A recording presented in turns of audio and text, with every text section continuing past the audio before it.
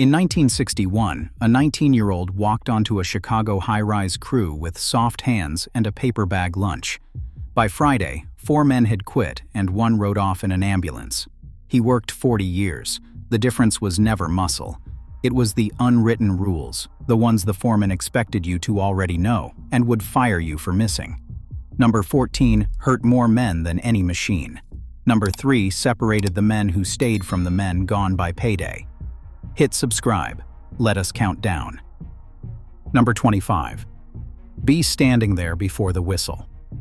The first thing a new man learned, and sometimes the last thing he ever got a chance to learn, was that the whistle did not tell you when to arrive. It told you when you were already late. Crews formed up in the gray light before the horn blew, boots laced, gloves on, coffee already drunk. If you rolled in as the whistle sounded, you were behind. If you rolled in after it, you might not get put on. A man in 1962 made maybe $2 and change an hour on a union site, good money for the time, and there were 3 men at the gate willing to take his spot for less.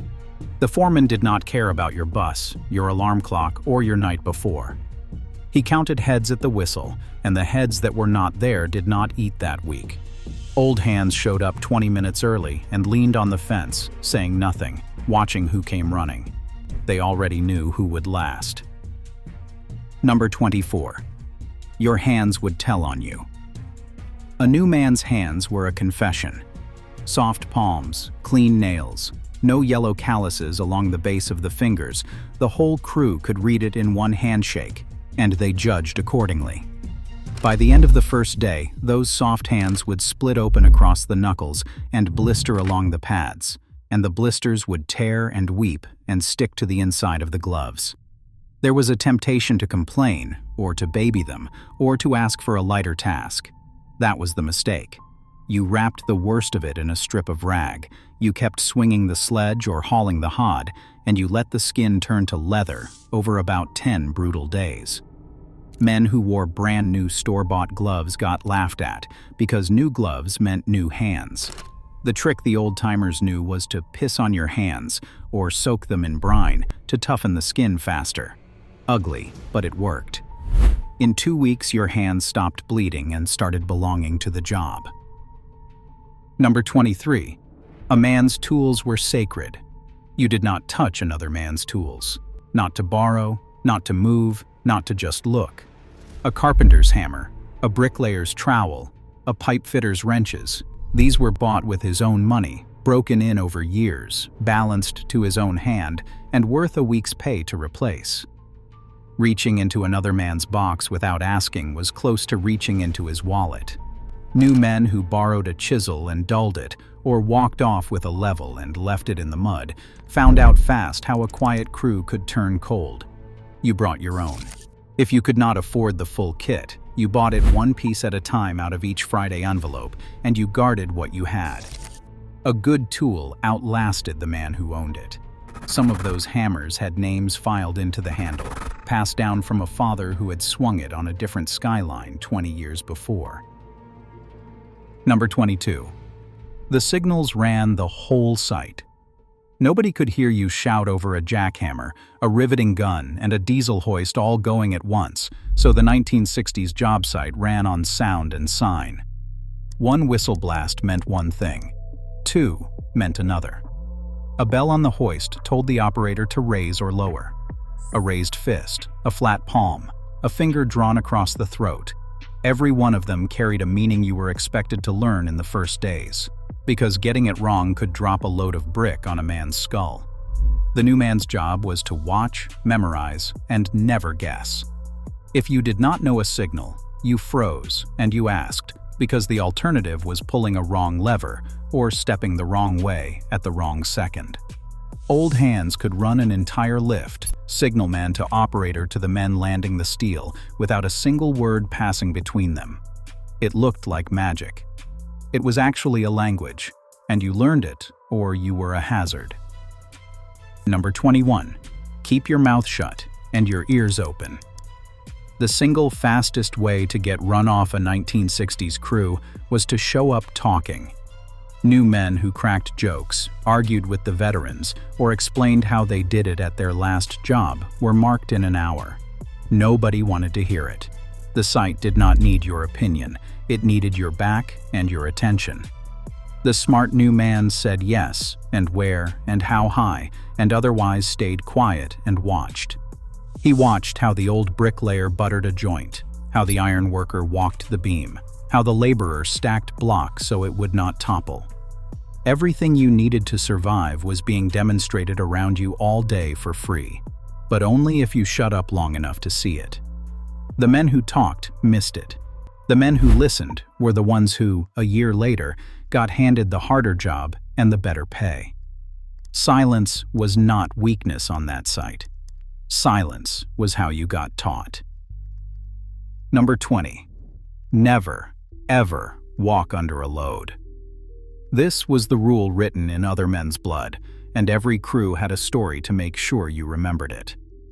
Overhead, all day long, loads swung through the air, pallets of brick, buckets of concrete, bundles of rebar, steel beams the length of a bus. A chain could slip, a choker could fail, a load could shift and rain down without a sound of warning.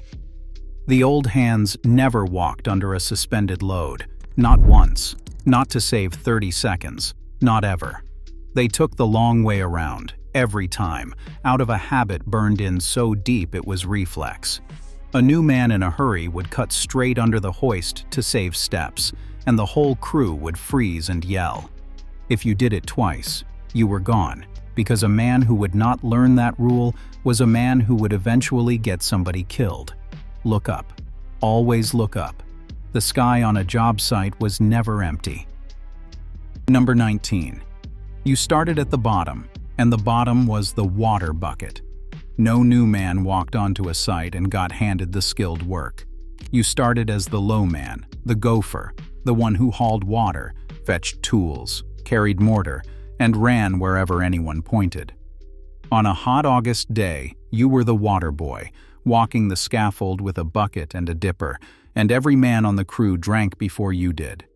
It was humbling on purpose.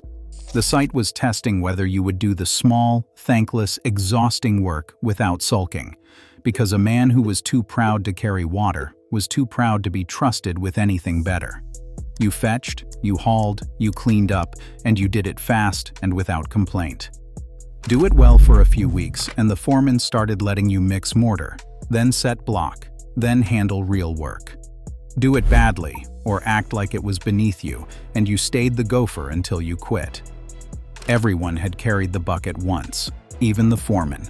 That was the point. Number 18. The lunch whistle had a seating chart nobody wrote down. When the noon whistle blew, you did not just flop down anywhere and open your pail. Every crew had its spots. The old-timers had their shaded corner, their upturned crate, their place on the wall, held by years of habit, and a green new man who plopped himself down in the middle of them got a long, silent stare that said everything. You ate where the low men ate, off to the side, until you were invited closer. Your lunch itself got noticed too. A good thick sandwich, cold meat, maybe a hard-boiled egg, and a thermos of coffee told the crew your household was squared away.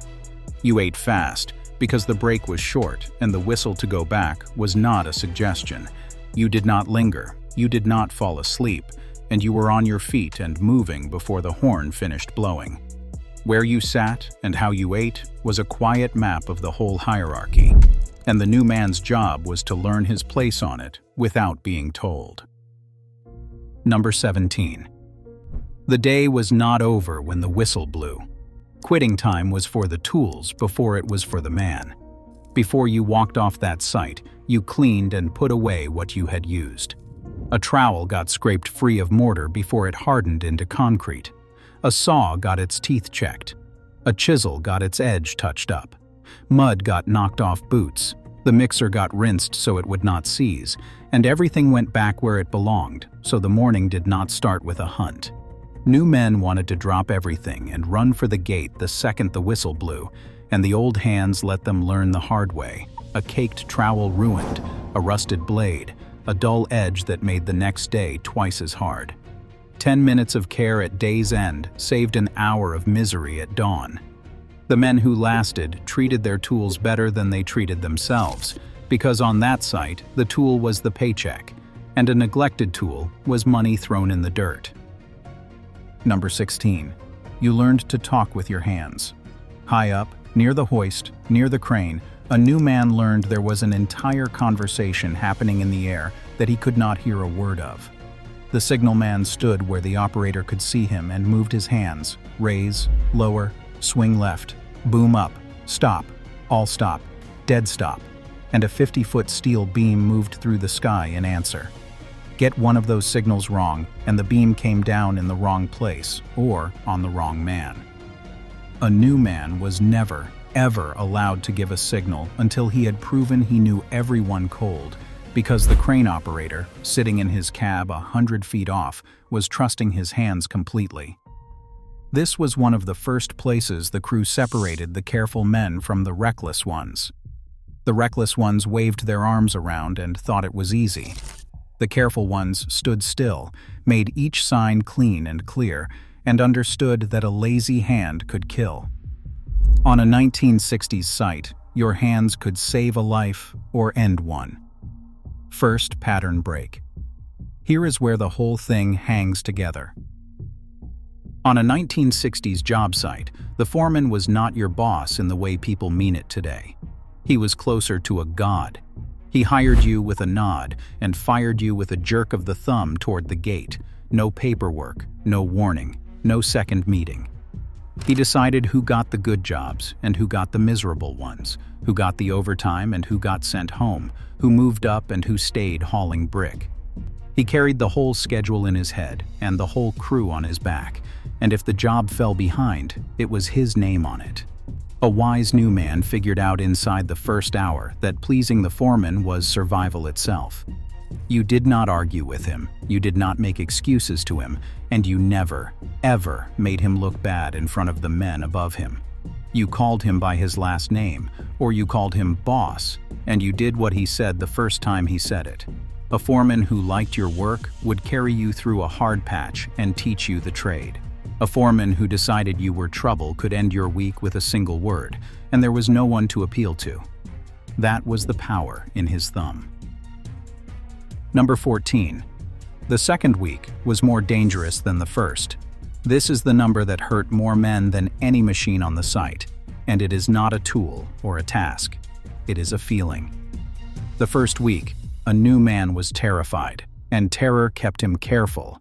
He watched everything, checked everything, and moved slow.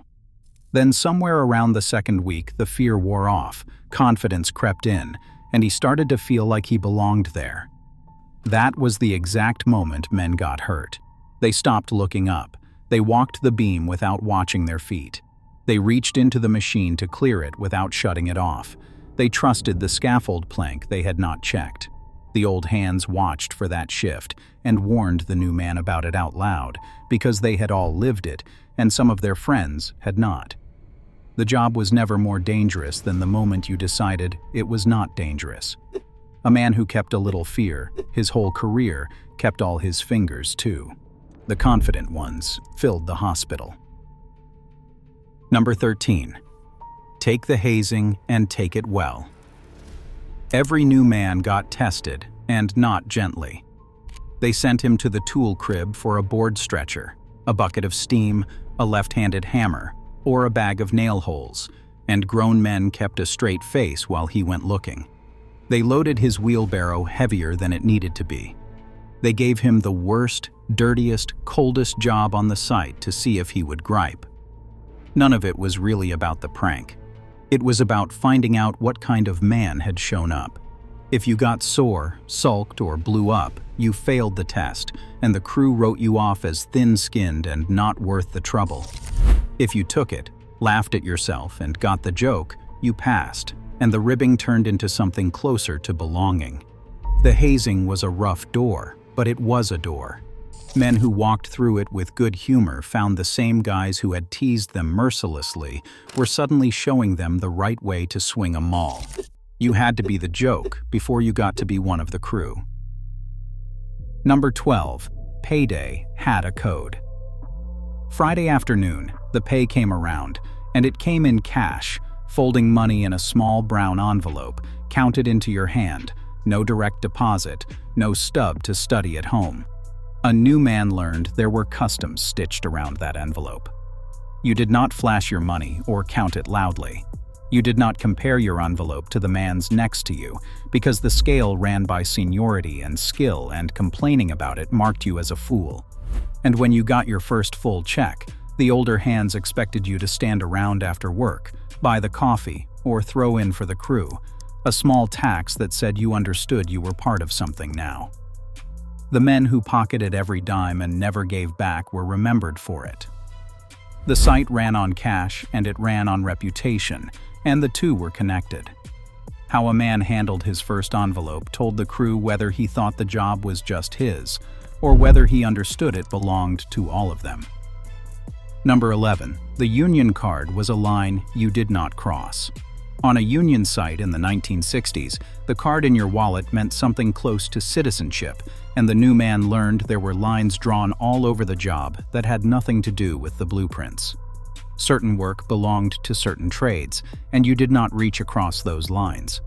A laborer did not pick up a bricklayer's trowel to help. A carpenter did not touch the electrician's conduit.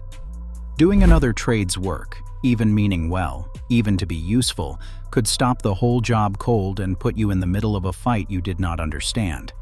And you never, ever crossed a picket line or badmouthed the local, because the union was the reason the pay was good and the reason a working man had any protection at all. A new man kept his card current, paid his dues, respected the jurisdiction, and learned where his trade ended and the next man's began.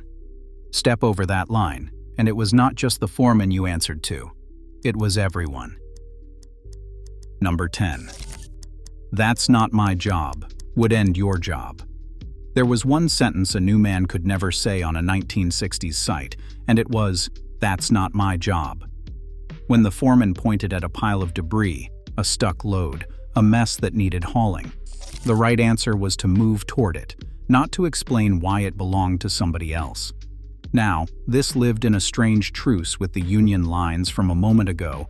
You did not do another trade's skilled work, but you never refused the grunt work, the cleanup, the extra pair of hands your own crew needed. The new man who dodged the ugly tasks and only wanted the interesting ones got a reputation as a shirker in a single day. And a shirker was the first man let go when the job slowed down. The men who lasted were the ones who saw what needed doing and did it before being asked, who never stood around waiting to be told. Willingness was worth more than skill in the first month. Skill you could learn. Willingness you either had or you did not. Number 9. Pace like a mule, not a rabbit. The eager new man made the same mistake almost every time. He came out swinging in the first hour, hauling double loads, racing to impress, burning himself down to nothing by 10 in the morning, and then he was useless for the rest of a 9-hour day. The old hands watched him spend himself and shook their heads, because they knew the secret the body only teaches you the hard way. You worked at a pace you could hold from the whistle to quitting time, steady and unbroken, like a mule that plows all day and never breaks a sweat it cannot afford. You did not sprint, and you did not stop. You found the rhythm, and you stayed in it. A man who paced himself right outworked the flashy new kid by the end of every single day, and did it for 30 years without wrecking his back or his heart. The site did not reward the fastest burst. It rewarded the man who was still going strong when the sun went down. Endurance beat enthusiasm every time. Number 8. You did not complain about pain. Everything hurt on a 1960s job site. Your hands, your back, your knees, your shoulders, the work ground on the body, and there was no talking about it. A new man who mentioned his aches, favored a sore arm, or asked to sit out for a while got marked as soft, and soft did not last. The old hands were all working hurt too. Half of them had bad backs, ruined knees, fingers that had been broken and reset crooked, and they said nothing and kept moving. This was not because pain did not matter. It was because on a crew of men doing hard physical labor for a paycheck, complaining did no good and only told everyone you were about to fold. So you learned to swallow it, to work through the ache until the body toughened up and the ache became just the background hum of the job. There was a real cost to this, and plenty of those men paid for it later in life. But in the first week, the lesson was simple and hard. The site did not want to hear about your pain. It wanted to see you keep working. Number 7. Weather was not an excuse. Rain, cold, wind, heat. The job went on. A new man who showed up expecting to be sent home for bad weather learned fast that the concrete did not care and the schedule did not care. You worked in a downpour with the water running down your neck. You worked in the cold with your fingers gone numb around the tool handle. You worked in July heat that shimmered off the deck until men dropped, and you drank from the water bucket and got back to it. There were real limits. You did not pour in a hard freeze or hoist steel in a lightning storm, but short of the job actually stopping, you were out there. The old hands dressed for it, layered right, kept a dry pair of socks and a rain slicker, and never wasted breath cursing the sky. The new man learned to do the same, because grumbling about the weather changed nothing and only wore out the men around him. You came dressed for war with the elements, or you went home wet and cold and out of a job. Second pattern break. Now here is the part nobody put in the safety manual. The most valuable men on any 1960s job site were the gray-haired ones, and a new man's survival often came down to whether he was smart enough to respect them. These were men in their 50s and 60s who had been doing the trade since before the war, who had built half the skyline, who had buried friends who made mistakes. They moved slower than the young bucks, and a foolish new man mistook that for weakness. It was the opposite. The old-timer moved slow because he never wasted emotion, never made an error, and never got hurt. He could look at a wall and know it was out of plumb. He could feel a bad plank underfoot before he put his weight on it. He could tell from the sound of a machine that it was about to fail. All of that was decades of hard knowledge walking around inside a tired body, and it was offered freely to any new man humble enough to ask and shut up and listen. The kids who thought the old man was past it learned nothing and stayed dangerous. The kids who stuck close to the gray hair, carried his tools, and soaked up everything he said became the next generation of men who lasted. Respect for the old-timer was not manners. It was self-preservation. Number 5. You were going to get a nickname, and it was not up to you. Somewhere in the first week or two, the crew gave the new man a name, and he had no say in it. It might come from where he was from, how he looked, something dumb he did the first day, or the way he talked. It might be flattering, and it might be cruel. The one thing you could not do was fight it, because fighting a nickname only guaranteed it stuck forever and got worse. A man who got tagged Stumbles for tripping over a hose on day 1 and shrugged and answered to it earned a little respect for taking it. A man who got red in the face and demanded to be called by his real name became Stumbles for the next 20 years and got no respect at all. Getting a nickname meant the crew had bothered to notice you existed, which was a kind of acceptance, even when it did not feel like one. You took the name, you wore it, and eventually it stopped being a joke and just became who you were on that site. The men who never got a nickname were the men nobody remembered. Number 4. You learned to read the site with a sixth sense. After a while, the men who lasted developed something the new man did not have yet, a feel for danger before it showed itself. It came from paying attention day after day until the awareness ran underneath conscious thought. The old hand heard a chain start to sing a wrong note and stepped back before the load dropped. He felt a scaffold shift a fraction under his boot and got off it before it went. He noticed a man on the crew moving careless or hungover and gave him a wide berth all day. He read the weather in the sky, the mood in the crew, the wear in a cable, and 100 other small signs that added up to safe or not safe. A new man did not have this yet, which is exactly why the new man was in the most danger, All he could do was borrow it, stay near the careful men, copy where they stepped and where they refused to step, and slowly build the instinct himself. The men who developed that sixth sense went home every night for 40 years. The men who never did got one bad afternoon that ended it all. Third pattern break. This is the thing modern work sites are only now rediscovering. Number 3 is not a skill and not a rule. It is the one that separated the men who stayed from the men gone by payday. And it is this: you watched the other man's back, and you trusted him to watch yours. On a 1960s job site, there were no harnesses on most work, no guardrails, no safety officer with a clipboard, none of the systems that hold a modern crew together. What held those men together was each other.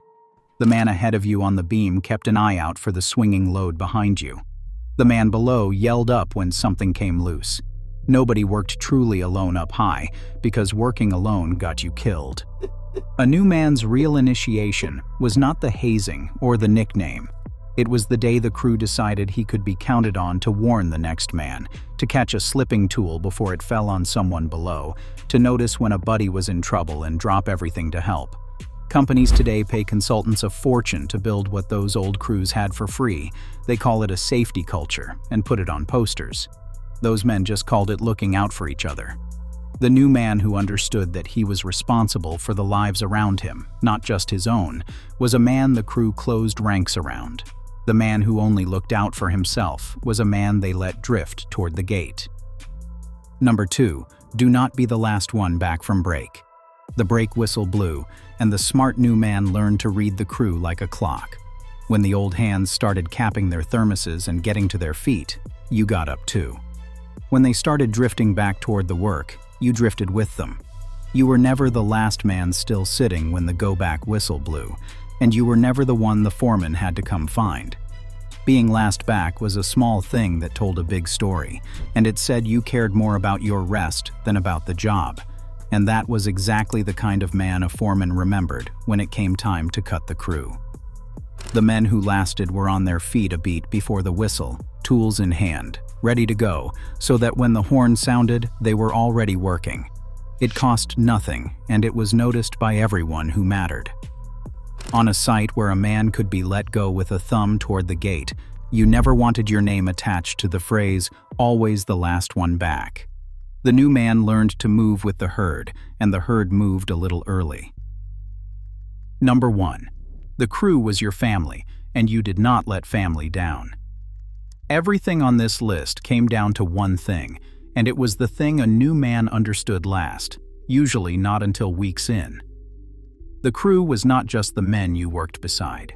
It was the men who kept you alive, taught you the trade, carried you through a hard day, and stood between you and the foreman's thumb. You ate with them, you bled with them, you trusted them with your life every hour, high up where a mistake was final.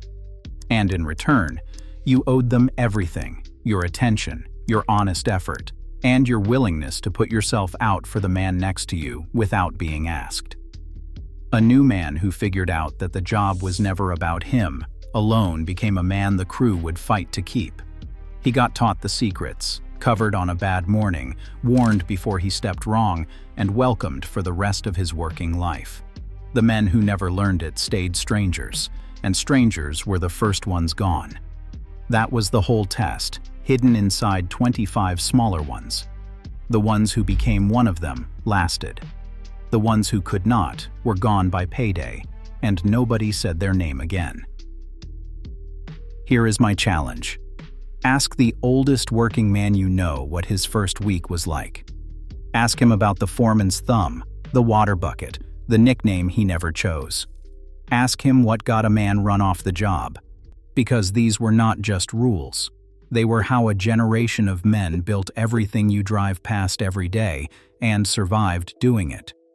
Drop a comment and tell me which one your father or grandfather would have recognized. I want to know if the tool rule gets more nods than the sixth sense. These men are getting harder to find. Ask them now while you still can.